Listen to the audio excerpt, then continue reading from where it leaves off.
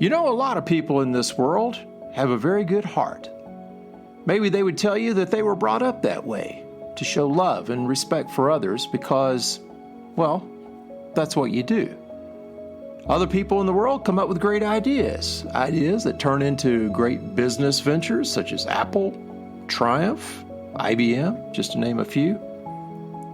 One man was gifted with both, a really good heart and a really great idea that turned into a global social movement. Beginning in 2012, held only one day a year, the Distinguished Gentleman's Ride boasts participation from over 100,000 motorcycle riders in more than 100 countries around the world, collectively raising over $37 million for men's health issues, including suicide prevention and prostate cancer research. I can honestly tell you that this podcast, Peace, Love Moto, and its purpose came from the ideas set forth by this one man who started it all. It is my joy today to share with you part one of a two-part interview with my hero, Mark Hawwa, the founder of the Distinguished Gentleman's Ride. Stay tuned. Recorded in beautiful Loveland, Colorado. Welcome to Peace, Love Moto, the podcast for motorcyclists seeking that peaceful, easy feeling as we cruise through this life together. Are you ready? Let's go.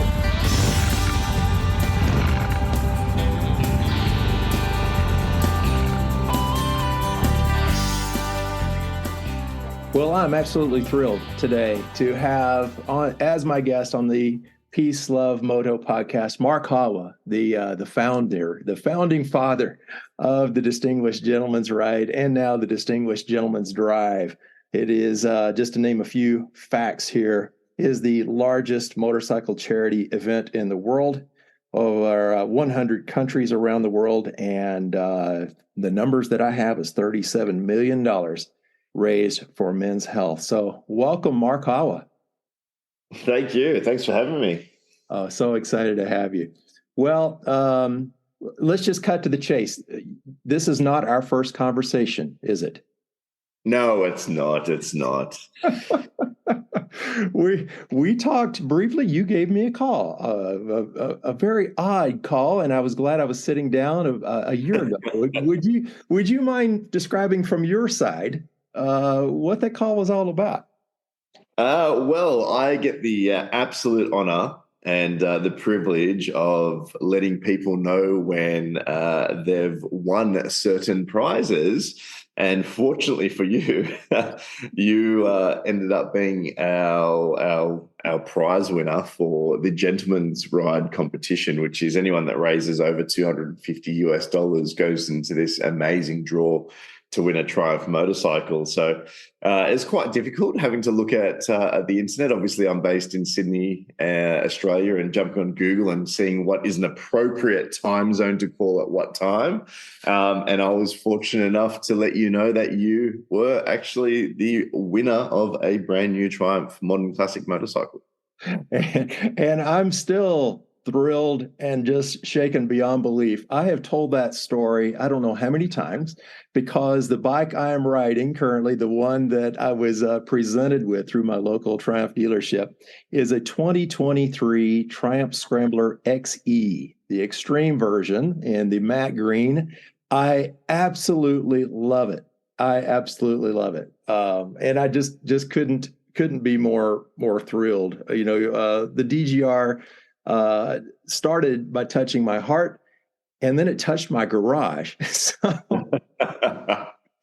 that's a good way to put it. And not only did it touch your garage in the best way, it provided a motorcycle that to me is one of the absolute all-rounders, something that you can just take absolutely anywhere. It's that motorcycle that you won actually is the one motorcycle that I sit there and I say, if there's only one motorcycle you can have in your garage, that's the one, because it is competent in all situations. Perfect bike. Oh, and what a beauty as well. I get so many compliments on just what a beautiful bike it is, so well designed. That being said, I'm going to go out on a limb here just a little bit. I'd like to talk about motorcycle brands and manufacturers. So you may be familiar with the Long Way series, Long Way Down, Long Way Round, then Long Way Up. That was Ewan McGregor and Charlie Borman involved. And I know that Charlie is involved with the organization now too, somewhat. What drew me originally to the BMW GS was watching those series and literally watching Ewan and Charlie and the team just out on these massive adventures and thinking, yeah, if I want an adventure, maybe that's the bike I need. But I can't help but think, though, that it's been quite a boon for Triumph, the way Triumph has demonstrated its love and care for the public by the way they've been involved with the DGR. Is that a fair assessment? I think it is, and it's really hard to gauge as to what that actually looks like. But we know we've been dealing with Triumph for 10 years. So this year we celebrate 10 years of sponsorship of the DGR. And when I came to them with the idea, there were other brands that shut it down pretty quickly, and they were so receptive to it. And they jumped on at this early stage. And it's really difficult because in these situations, a lot of people from the outside will look at a brand associating with an event like this and think it's all based around some sort of financial outcome to the brand. But for a fact, we've been working with so many different people. Not many people stay at big brands for a while. They might be there for 2, 3, 4 years. You know, some will obviously stick around. But whenever we're dealing with someone new at Triumph, we get the phone call and they're in tears telling us that the highlight of their career working at Triumph was working with the Distinguished Gentleman's Ride. And we see that passion on our weekly Zoom meetings with them. They're a fantastic crew. And I've got no doubt that as a result of them being a part of this and doing it in what I feel is an authentic way, there must be a benefit to them from a business perspective as well. Oh, I would think so too. And to stay on the subject of Triumph and their generosity, I have absolutely loved. I have poured over many times the Distinguished Gentleman's Ride: A Decade of Dapper book, which is fantastic for anyone who is interested in purchasing this book. It is absolutely fantastic. One of the things that especially caught my attention, it's on page 78. And it's the story of Phil Green. And if I could quote just a little bit from the book, in a portion here it says, at the London ride in 2017, Triumph head of brand management, Miles Perkins, uncovered the Dapper Bonnie, a Triumph T100 custom built for Harris with a Harris tweed seat and a burnt orange tank. This bike was built for Phil, talking about Phil Green, to ride during the Distinguished Gentleman's Ride. And it goes on to say that Phil met Miles and the team of Triumph in November, taking the time to chat with folks and continue his mission to help take action on their health. And by the way, Phil, for those just listening, Phil was battling cancer. It goes on to say, presented on the stage, Phil was introduced to the mass of gentlefolks along with the Dapper Bonnie. It wasn't until uttered the words, but what Phil doesn't know. And he goes on to describe how that bike was not only built for Phil to ride, but they gave it to him too at the end of the ride. Or it was for him to take home. That's just fantastic. That's just such a fantastic story. I can hardly read through it.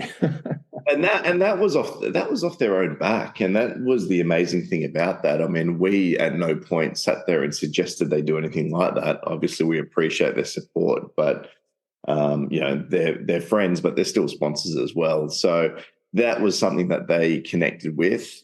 Phil was someone that we all connected with, and there's no doubt that he was dealt a really tough hand, but continued to sort of persevere with a smile on his face, riding that motorcycle at the Distinguished Gentleman's Ride. They do stuff like that. They have hearts. They're passionate, and I think when you're a family-owned company, it's quite easy to sort of sit there and go, "No, this is something we're passionate about. Let's support it," without having to worry about, essentially investors or shareholders, and justifying heart versus resources.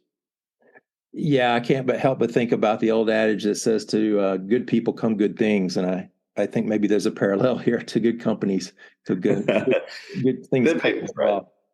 They've been great. I mean, and I don't know if you saw recently, but recently they just produced 250 distinguished gentlemen's ride Bonneville T120s, Yes. and again, that was off their own back, and they thought, it's been 10 years of sponsoring this event. Let's go above and beyond, and let's cement this relationship in the history of Triumph. And when you look at since John Law resurrected Triumph, which I believe is 33 or 34 years, the Distinguished Gentleman's Ride has 10 years in that history with them. And so for us, when they told us that and they started to get the ball rolling on that, we were truly, truly blown away, because it's not something that we were expecting.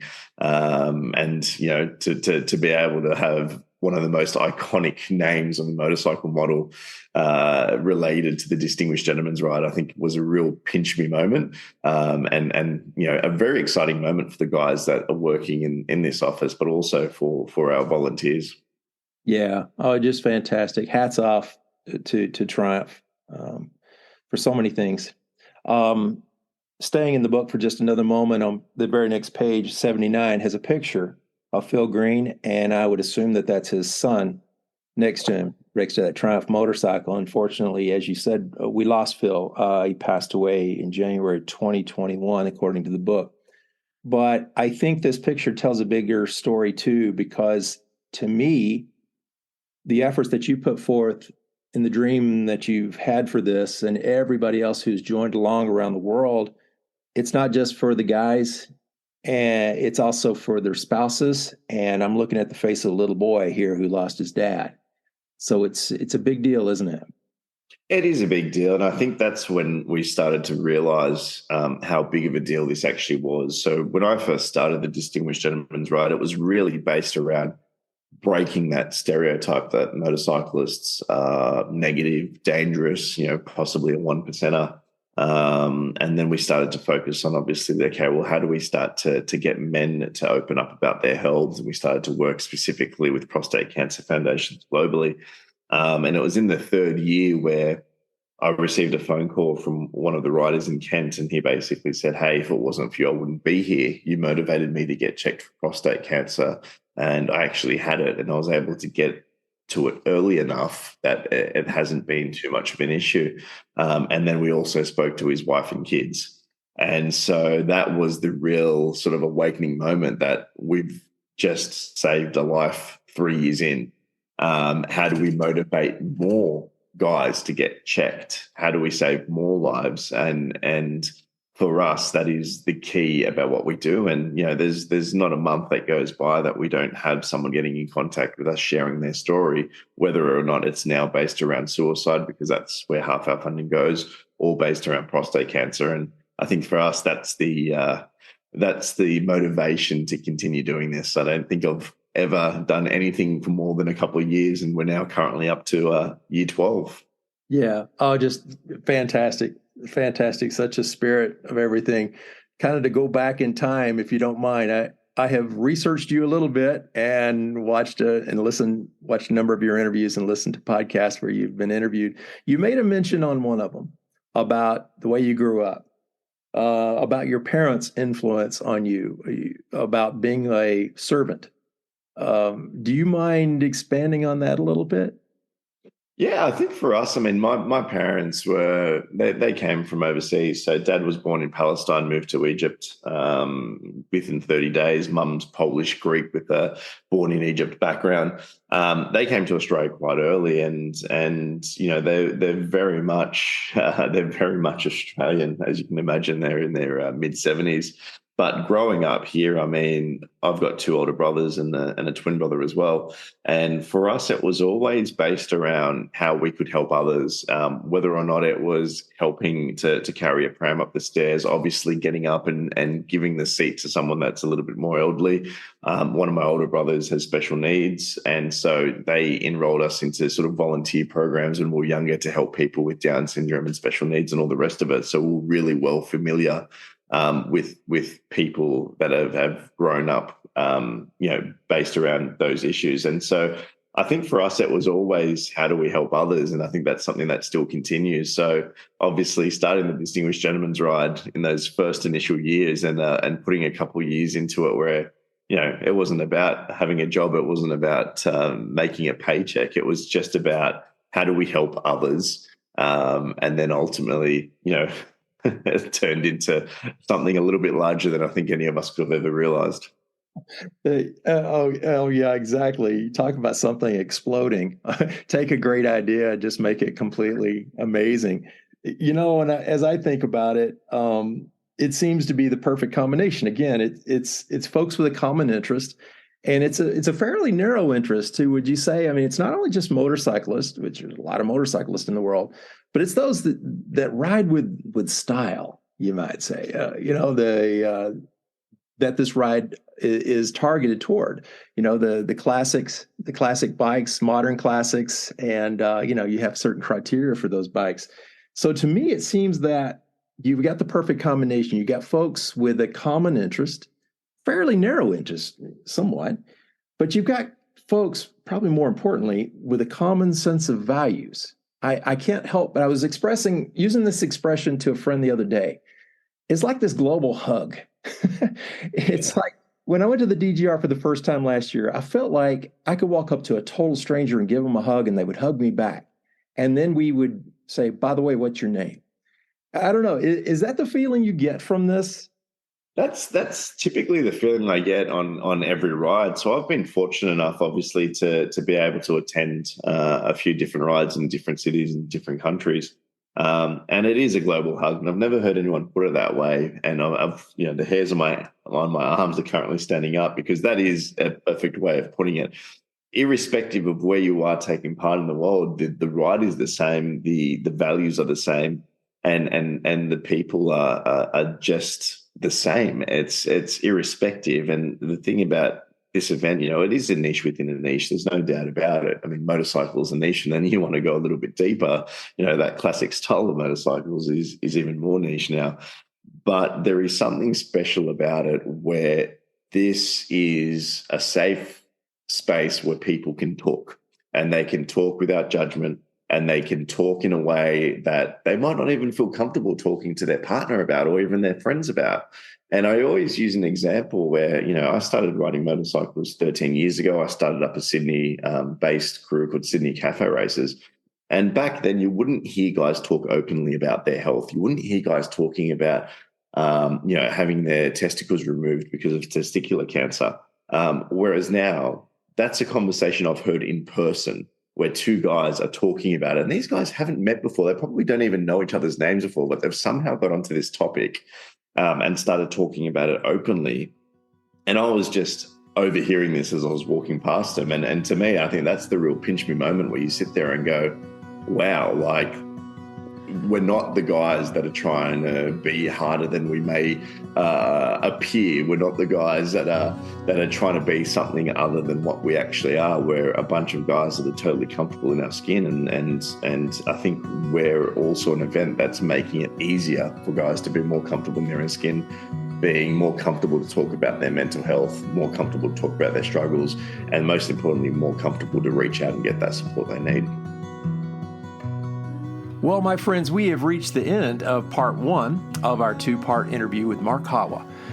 Before we gather again next week for the conclusion of the interview, please go to gentlemansride.com and consider either joining a ride on May 21st or sponsoring a rider if you can. As we've described in the interview, the funds raised for this one-day event support men's health issues, including suicide prevention and prostate cancer research.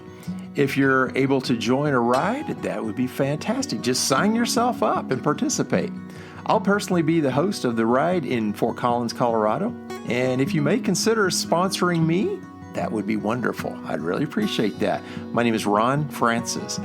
And if you search on the website, you should be able to find me there participating in the Fort Collins ride. Thanks in advance for that. So until we meet again and continue our fascinating conversation with Mark Hawwa, I wish you peace. I wish you love.